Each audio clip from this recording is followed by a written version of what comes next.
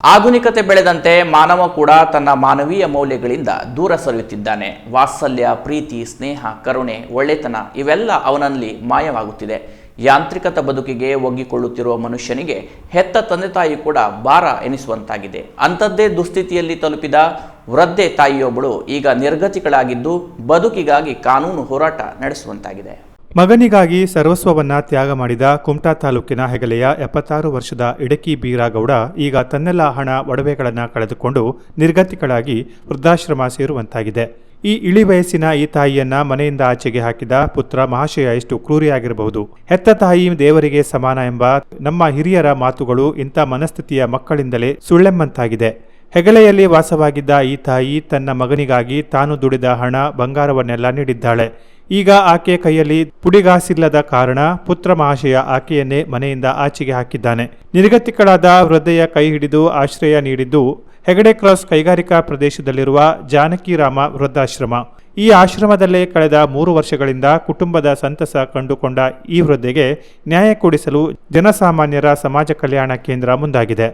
ಬೀರಾಗೌಡ ಅಂತ ಇಲ್ಲೇ ಹತ್ತಿರದ ಊರು ಹೆಗಲೆ ಅಂತ. ಈಗ ಒಂದು 3-4 ವರ್ಷದ ಹಿಂದೆ ಅವರ ಅಣ್ಣನ ಮಗ ಇಲ್ಲಿ ಬಿಟ್ಟು ಹೋದ್ರು. ಮನೇಲಿ ಏನೋ ಪ್ರಾಬ್ಲಮ್ ಅದೇ, ನೋಡ್ಕೊಳ್ಲಿಕ್ಕೆ ಆಗೋದಿಲ್ಲ, ಯಾರು ಅವ್ರಿಗೆ ಸಾಕೋರಿಲ್ಲ ಅಂತ ಬಿಟ್ಟು ಹೋದ್ರು. ಒಂದು 3-4 ತಿಂಗಳಾದ್ಮೇಲೆ ಮತ್ತೆ ಏನೋ ಸ್ಟೇಷನಲ್ಲಿ ಕಂಪ್ಲೇಂಟ್ ಮಾಡಿದ್ರು. ಯಾರು ಸೇರಿ ಅವ್ರ ಅಣ್ಣನ ಹುಡುಗ ಮತ್ತೆ ಯಾರೋ ಸೇರಿ ಕಂಪ್ಲೇಂಟ್ ಮಾಡಿದ್ರು.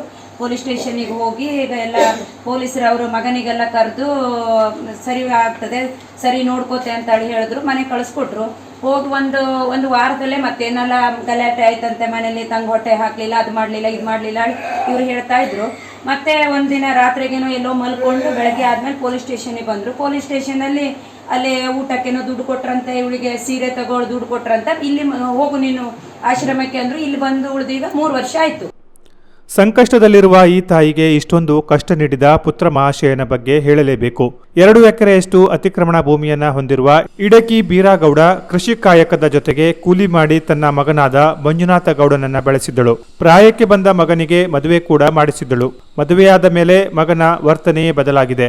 ತಾಯಿಗಿಂತ ಹಣ, ಬಂಗಾರ, ಜಮೀನಿನ ಮೇಲೆಯೇ ಆಸೆ, ವ್ಯಾಮೋಹ ಬೆಳೆಸಿಕೊಂಡ ಮಗರಾಯ ವೃದ್ಧ ತಾಯಿ ಕೂಲಿ ಮಾಡಿ ಕಷ್ಟಪಟ್ಟು ಕೂಡಿಟ್ಟಿದ್ದ 1.5 ಲಕ್ಷ ರೂಪಾಯಿ ಹಣ ಆಕೆಯ ಬಳಿಯಿದ್ದ ಒಡವೆಯನ್ನು ಕಿತ್ತುಕೊಂಡು ಮನೆಯಿಂದ ಹೊರಹಾಕುವ ಮೂಲಕ ತಾಯಿಯನ್ನೇ ಬೀದಿಪಾಲು ಮಾಡಿದ್ದಾನೆ. ಈ ಪುತ್ರನ ಕಾಟ ಇದೇ ಮೊದಲಲ್ಲ. ಈ ಹಿಂದೆ ಸಹ ಆತ ತಾಯಿಯನ್ನು ಮನೆಯಿಂದ ಹೊರಹಾಕಿದ ಪ್ರಕರಣ ಪೊಲೀಸ್ ಠಾಣೆಯ ಮೆಟ್ಟಿಲೇರಿತ್ತು. ಆಗ ಪೊಲೀಸರು ಆತನನ್ನ ಕರೆಯಿಸಿ ಮುಚ್ಚಳಿಕೆ ಬರೆಸಿಕೊಂಡಿದ್ರು. ತಾಯಿಯನ್ನು ಚೆನ್ನಾಗಿ ನೋಡಿಕೊಳ್ಳುವೆ ಎಂದಿದ್ದ ಮಗರಾಯ ಮತ್ತೆ ಹಿಂಸೆ ಕೊಡುವುದನ್ನ ಮುಂದುವರೆಸಿದ್ದ. ಮನೆಯಲ್ಲಿ ಮಲಗಿದ್ದಾಗ ಮಗ ಸೊಸೆ ಸೇರಿ ಕೊಲೆಗೆ ಯತ್ನಿಸಿದ ಘಟನೆ ಕೂಡ ನಡೆದಿತ್ತಂತೆ. ರಾತ್ರಿ ಕಾಡಿಗೆ ಓಡಿ ಹೋಗಿ ಜೀವ ಉಳಿಸಿಕೊಂಡೆ ಎಂದು ಇಡಕಿ ಗೌಡ ಸ್ವತಃ ತನ್ನ ಅಳಲನ್ನ ಮಾಧ್ಯಮಗಳ ಎದುರು ತೋಡಿಕೊಂಡಿದ್ದಾಳೆ. ಮಗ ನನ್ನನ್ನ ಸಾಕುವುದು ಬೇಡ, ನನ್ನಿಂದ ಕಿತ್ತುಕೊಂಡ ಹಣ ಹಾಗೂ ಬಂಗಾರ ಮರಳಿಸಿದರೆ ಸಾಕು ಎಂದು ಇಡಕಿ ಗೌಡ ಕಣ್ಣೀರು ಹಾಕಿದ್ರು. ನಂಗೆ ಮನೆಯಲ್ಲಿ ಉಳ್ಕೊಳ್ಳುವುದಿಲ್ಲ. ಯಾರು? ಮಗ ಒಟ್ಟ ಸರಿ ಹಾಕುದಿಲ್ಲ. ಒಂದಿನ ಅಡ್ಗೆ ಮಾಡ್ಕೊಂಡು 8 ದಿನ ಬಡಿಸ್ತೀರು. ಮತ್ತೆ ನಾನು ನೀ ಗೆಯ್ಕ ಬಾ ಅಂತ ಹೇಳ್ತಿರು. ನಾ ಎಲ್ಲಿ ಗೆಲ್ಲಕ್ಕೆ ಹೋಗ್ಲಿ? ರಾತ್ರಿಗ 7 ಗಂಟೆ ರಾತ್ರಿಲಿ ಮೊಮ್ಮಗ ಕೊಲೆ ಮಾಡು ಕೇಳಿ ಕರ್ಕ ಬಂದ ಜನರ. ನಂಗೆ ಎಚ್ಚರ ಆಯ್ತು. ಎಚ್ಚರ ಬರೋಂಗ ಆ ರಾತ್ರಿಯಲ್ಲಿಗ ಒಂದು ಕಡೆಗೆ ಒಂದು ಮನೆ. ಆ ರಾತ್ರಿಯಲ್ಲೇ ಬೇರೆ ಮನೆಗೆ ಹೋಗೋಲ್ದೆ. ಬೇರೆ ಮನೇಲಿ ಹೋಗೋಲ್ಕಂಡು ಮರ್ದಿನ ಕೇಸಂಕ್ ಬಂದೆ, ಪೊಲೀಸ್ ಕೇಸಂಕ್ಕೆ. ಪೊಲೀಸ್ಗೆ ಎಂಥದ್ದು ಮಾಡಲಿಲ್ಲ. ಎಂತ ಆಯ್ತು ಕೇಳಿದ್ರು ಎಂಥದ್ದು ಮಾಡಲಿಲ್ಲ. ನಂಗೆ ನನ್ನ ಬಂಗಾರ ಒಟ್ಟು ಇತ್ತು. ಬಂಗಾರ ದುಡ್ಡನ್ನ ಒಯ್ದು ಬ್ಯಾಂಕ್ನಲ್ಲಿ, ಚಂದಾವರ ಬ್ಯಾಂಕ್ನಲ್ಲಿ ದುಡ್ಡಿತ್ತು, ಕುಜ್ಜಲ್ಲಿ ಚೋಟ ಇಟ್ಟಲ್ಲಿ ದುಡ್ಡಿತ್ತು. ಅದೊಟ್ಟು ನಂಗೆ ಸಿಕ್ಕಬೇಕು. ಅದೊಟ್ಟು ಬಂಗಾರ ಇತ್ತು, ಅದೊಟ್ಟು ನಂಗೆ ಸಿಕ್ಕಬೇಕು. ಕಷ್ಟದಲ್ಲಿರುವ ಆ ತಾಯಿಗೆ ಸಹಾಯ ಮಾಡುವ ಸದುದ್ದೇಶದಿಂದ ಜನಸಾಮಾನ್ಯರ ಸಮಾಜ ಕಲ್ಯಾಣ ಕೇಂದ್ರದ ಅಧ್ಯಕ್ಷ ಆಗ್ನೇಲ್ ಅವರು ಮುಂದೆ ಬಂದಿದ್ದು, ಈ ಸಂಬಂಧ ಅವರು ಸಂಬಂಧಪಟ್ಟ ಅಧಿಕಾರಿಗಳಿಗೆ ಕಾನೂನು ಪಾಠ ಮಾಡಿದ್ದಾರೆ. ಹಿರಿಯ ನಾಗರಿಕರು ಜೀವನಾಂಶಕ್ಕೆ ಅರ್ಜಿ ಕೊಟ್ಟರೆ ಅದನ್ನ 3 ತಿಂಗಳ ಒಳಗೆ ಉಪವಿಭಾಗಾಧಿಕಾರಿ ಬಗೆಹರಿಸಬೇಕು. ಇಲ್ಲವಾದಲ್ಲಿ ಜಿಲ್ಲಾಧಿಕಾರಿಗಳು ಮೇಲ್ಮನವಿ ಸ್ವೀಕರಿಸಬೇಕು. ಅಲ್ಲಿ ಸಹ ಸಮಸ್ಯೆ ಬಗೆಹರಿಯದೇ ಇದ್ದಲ್ಲಿ ಮುಖ್ಯಮಂತ್ರಿಗಳ ಟಾಸ್ಕ್ ಫೋರ್ಸ್ ಈ ಪ್ರಕರಣದ ವಿಚಾರಣೆ ನಡೆಸಬೇಕು. ವೃದ್ಧೆಗೆ ನ್ಯಾಯ ಸಿಗುವವರೆಗೂ ಹೋರಾಟ ನಡೆಸಲಾಗುವುದು ಎಂದು ತಿಳಿಸಿದ್ದಾರೆ. ಬೀರಾಗೌಡ ಹೇಳಿ ಇವರು ನಮ್ಮ ಕೂಜಳ್ಳಿ ಹೆಗ್ಲೆಯವರು. ಇವ್ರು ಏನಾಗಿದೆ ಮಗ ಇಲ್ಲ ಆಶ್ರಮಕ್ಕೆ ಹಾಕಿದ್ದಾನೆ. ಅಂದರೆ ಇವ್ರದ್ದು ಆಸ್ತಿ ಇದು ಬಂಗಾರ ಎಲ್ಲ ತೆಕ್ಕೊಂಡು ಇಲ್ಲಿ ಮಗ ಇಲ್ಲಿ ಇಟ್ಟಿದ್ದಾನೆ. ಸುಮಾರು ಇಲ್ಲಿ 3 ವರ್ಷ ಆಯಿತು ಬಂದ್ಕೊಂಡು. ಇಲ್ಲಿ ನಮ್ಮ ಪಾಪ ಇವರು ಇಲ್ಲಿಯವರು ಮುಖ್ಯಸ್ಥರು ನಮಗೊಂದು ಮಾಹಿತಿ ಕೊಟ್ಟರು ಹಿಂಗೆ ಆಗೋದೇಳಿ. ಇವ್ರಿಗೆ ಪೊಲಿಟಿಷನ್ ಕಂಪ್ಲೇಂಟ್ ಆಯಿತು. ಪೊಲಿಟಿಷನ್ ಕಂಪ್ಲೇಂಟ್ ಕೊಟ್ಟರು ಪೊಲೀಸರು ಏನು ಮಾಡಿದ್ರು ಎನ್ಶೇರ್ ಮಾಡಾಕ್ಬಿಟ್ರು.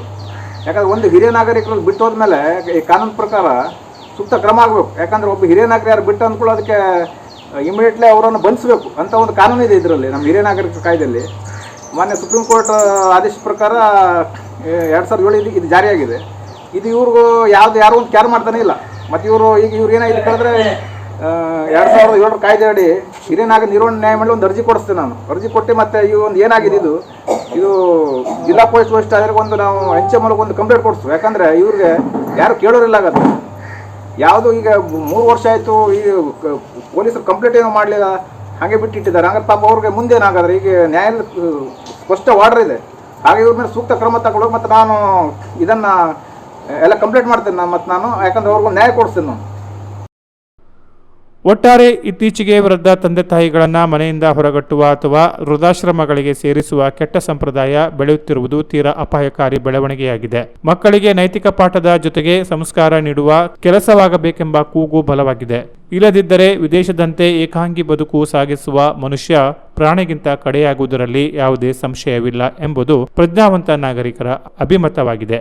ಹಾಗಾಗಿ ಸಂಬಂಧಪಟ್ಟ ಅಧಿಕಾರಿಗಳು ಈ ತಾಯಿಗೆ ಜೀವನಾಂಶ ಕೊಡಿಸುವ ಮೂಲಕ ಅವಳ ಬದುಕಿಗೆ ಆಸರೆ ಕಲ್ಪಿಸಿಕೊಡಬೇಕೆಂಬ ಆಗ್ರಹ ಸಾರ್ವಜನಿಕರಿಂದ ವ್ಯಕ್ತವಾಗಿದೆ.